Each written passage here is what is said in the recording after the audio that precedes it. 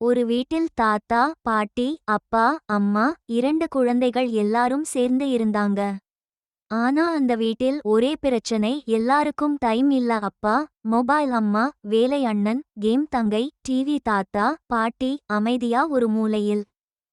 ஒரு நாள் கரண்ட் போச்சு, மொபைல் சார்ஜ் இல்ல, டிவி ஆஃப், வைஃபை டெட். எல்லாரும் ஃபர்ஸ்ட் பா. அப்புறம் தாத்தா சொன்னார், சரி, ஒவ்வொருத்தரும் இந்த வீட்டில் உங்களுக்கு பிடிச்ச ஒரு நினைவை சொல்லுங்க. அண்ணன் சொன்னான், அப்பா என் கூட சைக்கிள் ஓட்டின நாள். தங்கை சொன்னா, அம்மா ஸ்டோரி சொல்லி தூங்க வைச்சது. அம்மா சொன்னாங்க, எல்லாரும் சேர்ந்து சிரிச்ச அந்த சின்ன தருணங்கள். அப்பா அமைதியா சொன்னார், நான் ஓடிக்கிட்டே இருந்தேன்.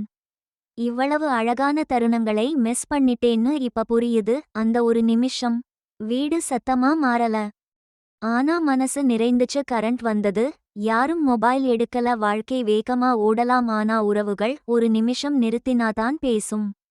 குழந்தைகளுக்கு நேரம் கொடுக்கிறது, பெரியவர்களுக்கு கேட்கிறது, குடும்பத்துக்கு ஒன்றா இருக்கிறது. இதுதான் உண்மையான சந்தோஷம்.